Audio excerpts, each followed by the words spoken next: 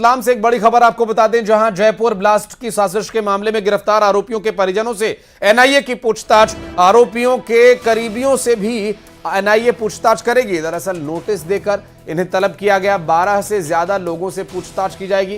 दरअसल 7 से ज्यादा आरोपी अब तक गिरफ्तार किए जा चुके हैं। चेकिंग के दौरान संदिग्ध पाउडर मिला था। मार्च 2022 में चेकिंग के दौरान यह संदिग्ध पाउडर मिला था। राजस्थान के निम्बाहेड़ा से संदिग्ध पाउडर मिलने के बाद जो जांच है वो आगे बढ़ी और अब आरोपियों के करीबियों से भी नेशनल इन्वेस्टिगेशन एजेंसी पूछताछ करेगी। 12 से ज्यादा लोगों से पूछताछ की जाएगी। आपको बता दें कि जयपुर ब्लास्ट से जुड़ा ये मामला है। रतलाम से बड़ी खबर, जयपुर ब्लास्ट की साजिश के आरोप में गिरफ्तार किए गए आरोपियों के परिजनों से नेशनल इन्वेस्टिगेशन एजेंसी की पूछताछ होनी है। आरोपियों के करीबियों से भी ये एनआईए पूछताछ करेगी और नोटिस देकर इन्हें तलब किया गया है। 12 से ज्यादा लोगों से पूछताछ की जाएगी, माफ कीजिएगा, और 7 से ज्यादा आरोपी अब तक गिरफ्तार किए जा चुके हैं। चेकिंग के दौरान संदिग्ध पाउडर मिला था। मार्च 2022 में चेकिंग के दौरान यह संदिग्ध पाउडर इनके पास से मिला था।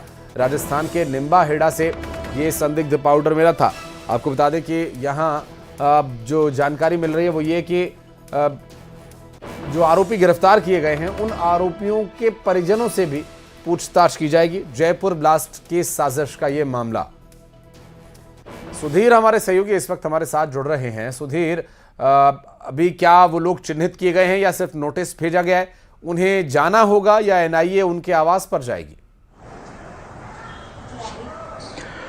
देखिए, एनआईए की टीम कल ही रतलाम पहुंच गई थी। रतलाम में एनआईए की टीम डेरा डाल चुकी है और 12 से ज्यादा जो करीबी है, जो 8 लोग पकड़ाए थे इस पूरे साजिश के मामले में, तो उनके परिजनों से और उनके करीबियों से लगातार जो है एनआईए यहाँ पे पूछताछ करती हुई नजर आ रही है। कल भी 6 से ज्यादा लोगों के बयान यहाँ पर दर्ज किए गए हैं और आज भी कुछ लोगों को यहाँ पर पूछताछ के लिए बुलाया गया है। मैं आपको बता दूं कि मार्च 2022 का पूरा मामला था, जब निम्बाहेड़ा में चेकिंग के दौरान पुलिस को एक कार से संदिग्ध पाउडर मिला था जिसे विस्फोटक बताया जा रहा है। और उसके बाद इस पूरे मामले में मौके से ही जुबैर, अल्तमश और सैफुल्ला 3 जो साजिशकर्ता थे उनकी गिरफ्तारी हुई थी। और उसके बाद इन तीनों की निशानदेही के आधार पर जो इस पूरे जो साजिश है उसका मास्टरमाइंड था इमरान, उसकी रतलाम शहर में गिरफ्तारी हुई थी। और इन सभी साजिशकर्ताओं के जो पूछताछ हुई थी उसके बाद करीब 8 लोगों को एनआईए ने अब तक के इस पूरे मामले में गिरफ्तार कर लिया है। और अब एनआईए लगातार इस पूरे मामले में अपनी जांच के दायरे को आगे बढ़ाते हुए इन जो साजिशकर्ता थे उनके परिजनों से भी पूछताछ कर रही है।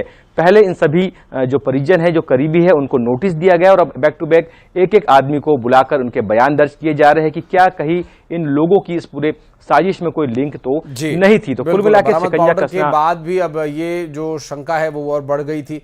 अब बहरहाल नोटिस के बाद इन्हें तलब किया जा रहा है, तो आगे क्या पूछताछ होगी और क्या कुछ स्थिति रहती है, इस पर नजर आप बनाए रखिएगा। सुधीर, आपसे फिर आगे संपर्क करेंगे डिटेल्स जानने के लिए।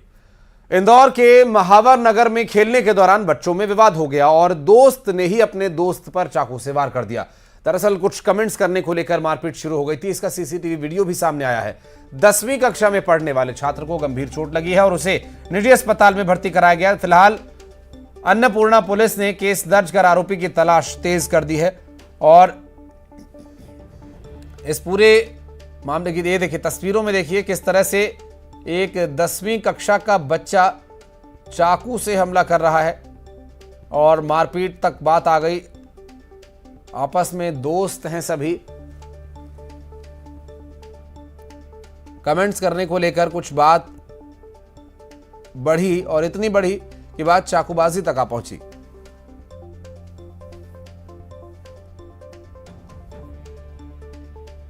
तो आपको बता दें ये इंदौर से मामला सामने आया, जहां अन्नपूर्णा पुलिस पूरे मामले में केस दर्ज कर कार्रवाई की बात कह रही है। महावर नगर में खेलने के दौरान छात्रों में विवाद हो गया और विवाद कुछ इस कदर हुआ कि चाकू तक निकल आए।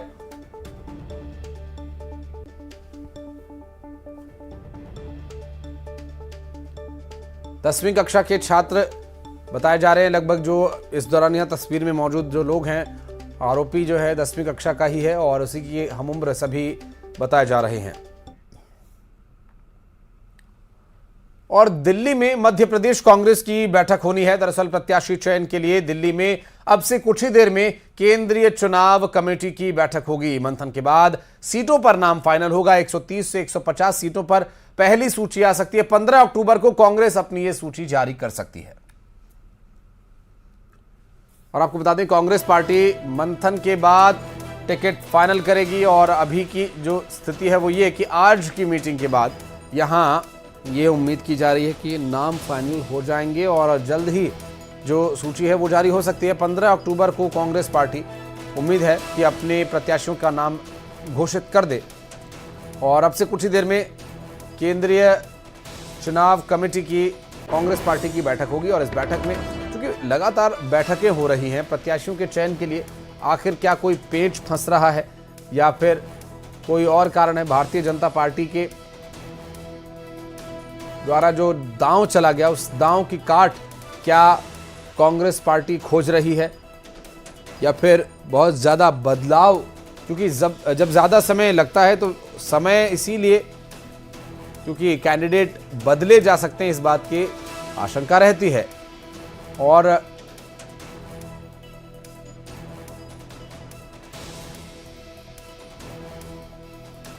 जो इस तरह से छत्तीसगढ़ में परिस्थितियां बन रही हैं और खुद प्रभारी द्वारा इस बारे में स्पष्ट कर दिया गया है कि सिटिंग विधायकों के टिकट कट सकते हैं, कुछ मंत्रियों के भी टिकट कट सकते हैं, तो क्या ये माना जाए कि मध्य प्रदेश में भी प्रत्याशी चयन में समय इसलिए लग रहा है क्योंकि कांग्रेस पार्टी भी हारे हुए घोड़ों पर दांव नहीं लगाना चाहती?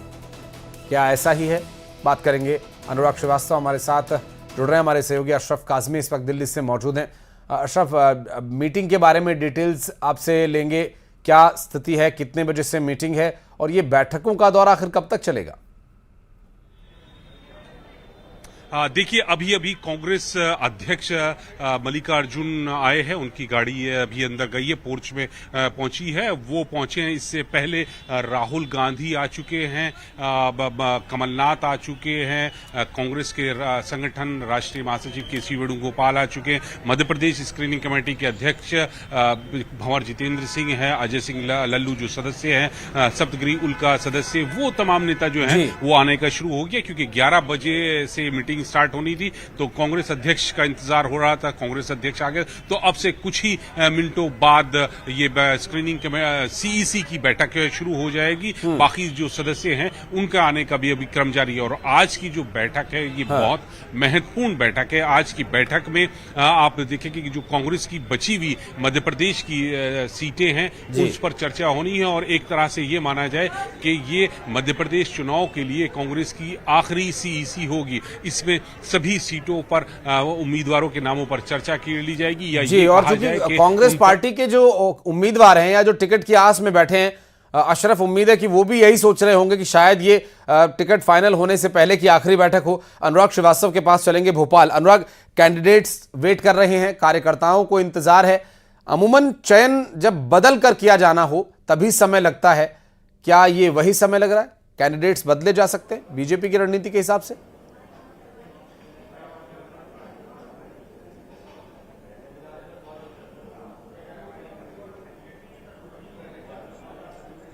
अनुराग, आवाज मिल पा रही है मेरी आपको? जी, अपना सवाल दोहराएं। कांग्रेस पार्टी की तरफ से जो बैठकें चल रही हैं, जो समय लग रहा है, क्या ये संकेत माना जाए कि कैंडिडेट्स बदलकर भारतीय जनता पार्टी की रणनीति के हिसाब से वो फील्डिंग सेट कर रहे हैं, इसलिए समय लग रहा है? बिल्कुल, देखिए, इस बार के चुनाव में सबसे ज्यादा जो फोकस है वो उम्मीदवारों को लेकर है क्योंकि उम्मीदवार ही हार और जीत का फैसला पार्टी के पक्ष में कराएंगे और यही वजह है कि कांग्रेस इस बार जो है बहुत सोच समझकर कदम उठा रही है। कई तरह के सर्वे पार्टी के द्वारा कराए गए हैं और जो इससे पहले केंद्रीय इलेक्शन कमेटी की बैठक हुई थी उसमें 150 सीटों पर सहमति बन चुकी है, लेकिन बाकी जो 80 सीटें हैं उन पर सिंगल नाम तय करने को लेकर ही आज की बैठक होना है। तो बताया जा रहा है कि 15 अक्टूबर को कांग्रेस अपनी पहली सूची जारी की करेगी जिसमें 140 से 150 नाम शामिल होंगे, लेकिन उसके अलावा जो 80 सीटें बचेंगी उसको लेकर भी आज मंथन कर लिया जाएगा और हो सकता है कि 15 अक्टूबर के बाद 1-2 दिन के अंदर ही सभी 230 सीटों पर कांग्रेस पार्टी अपने उम्मीदवारों के नाम का ऐलान कर दे। लेकिन मौजूदा एमएलए के भी टिकट कटने की खबर आ रही है। जो अजय टंडन है दमोह से, जो मुरली पोरवाल हैं, इसके अलावा कई ऐसे विधायक हैं जिनकी सर्वे रिपोर्ट अच्छी नहीं आई है, उनके टिकट काटने की भी तैयारी में पार्टी में है। तो आज जो बैठक होनी है उसमें 150 उम्मीदवार जो कि फाइनल हो चुके हैं उनको तो हरी झंडी दी जाएगी, लेकिन उसके अलावा 80 सीटों पर जो उम्मीदवार हैं उनके नाम आज तय किए जाएंगे। बिल्कुल, नजर बनाए रखिएगा, आपके पास भी लौटेंगे। बहुत बहुत शुक्रिया अशरफ, आपका भी, अनुराग आपका भी। चूंकि डिटेल्स कुछ और आना भी बाकी है, क्योंकि नाम अभी तय हो गए हैं लेकिन सूची जारी किया जाना बाकी है। 15 तारीख को सूची जारी की जाएगी और आज की बैठक में क्या कुछ खास रहेगा इस पर डिटेल्स लेंगे आगे आप सभी से। बहुत बहुत शुक्रिया आप दोनों का। बढ़ते हैं आगे। चुनावी जो तैयारियां हैं वो और तेज हो चली है। चुनाव नजदीक आते ही जुबानी जंग भी तेज हो गई है। सीएम शिवराज ने आज कांग्रेस पर जमकर प्रहार किया। उन्होंने ये कहा कि वोट के लिए कांग्रेस झूठ बोलती है, कांग्रेस की कंफ्यूज करने की नीति है, कांग्रेस के द्वारा बच्चों की फीस तक छीन ली गई और फिर ठगने की कोशिश में कांग्रेस पार्टी एक बार फिर आ रही है। आपको बता दें कि कांग्रेस को घेरते हुए मुख्यमंत्री शिवराज सिंह चौहान ने यह कहा कि वोट के लिए कांग्रेस पार्टी झूठ बोलती है।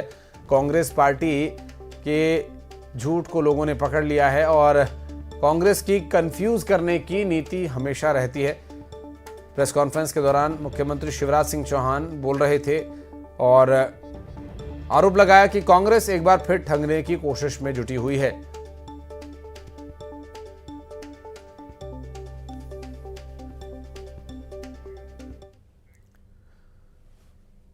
मुख्यमंत्री शिवराज सिंह चौहान ने सरताज सिंह के निधन पर उनके घर पहुंचकर उन्हें श्रद्धांजलि अर्पित की। सीएम ने पूर्व मंत्री सरताज सिंह की स्मृति में नर्मदापुरम में आंवली घाट के विकास को पूरा करने का ऐलान किया। साथ ही सीएम ने सरताज सिंह के लगातार चुनाव जीतने को पूरे देश के लिए उदाहरण बताया। उन्होंने कहा कि जाति की बात की जाती है, लेकिन सरताज सिंह ने जातिवाद से ऊपर उठकर अपनी एक अलग पहचान बनाई।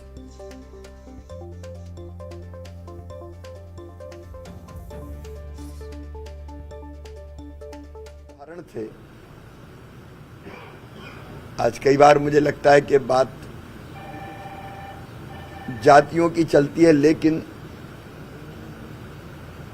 जिस क्षेत्र से वो चुनाव जीते वहां तो सिख थे ही नहीं।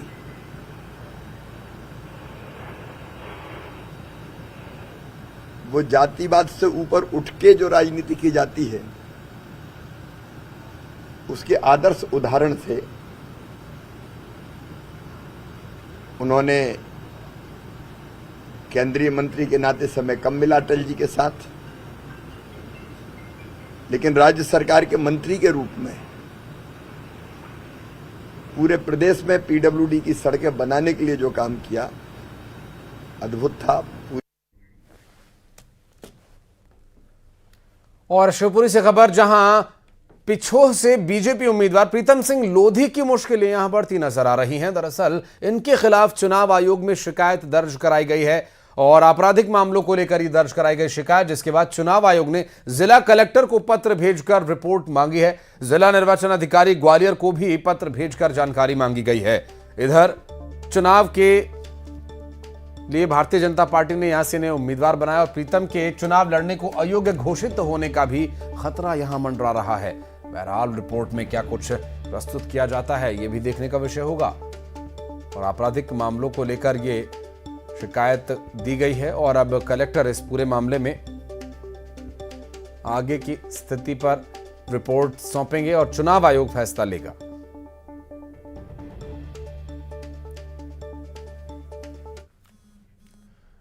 और खबर जगदलपुर से, जहां कोरापुट सेक्शन में एक बार फिर भूस्खलन हुआ, जिसकी वजह से केके रेल लाइन फिर बंद हो गई, जिसकी वजह से हीराखंड, नाइट एक्सप्रेस और पैसेंजर कोरापुट में ही रुकेंगी। दरअसल टिटलागढ़ में समलेश्वरी और राउरकेला एक्सप्रेस रुकेगी। 15 अक्टूबर तक के लिए ये ट्रेन रद्द की गई हैं। कमर्शियल मैनेजर ए के त्रिपाठी ने इसकी पुष्टि की है।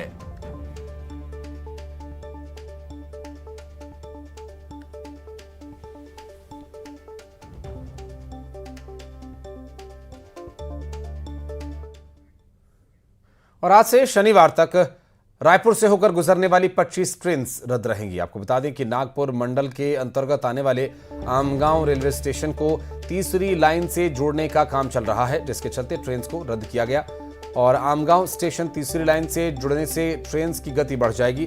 रेलवे के मुताबिक आज Secunderabad Raipur express, Pune Bilaspur express, Porbandar Santragachi express, Durg Gondia MEMU passenger special रद्द की गई हैं और इससे इन ट्रेन से यात्रा करने वाले यात्रियों को काफी परेशानी हो सकती है।